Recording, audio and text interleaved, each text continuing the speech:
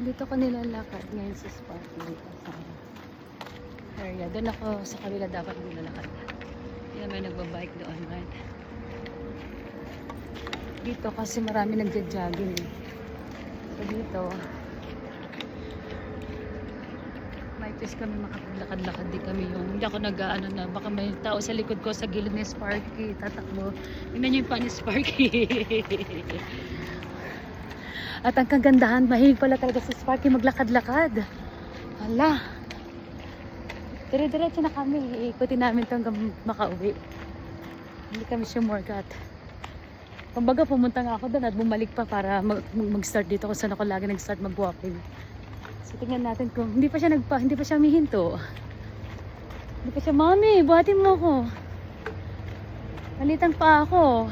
Pagod na ako. Ang cute. Ayan, dito ako naglalakad dyan sa ano.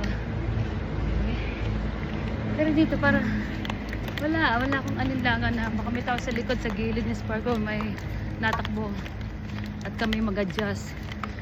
Ayan, dyan ako. Galing.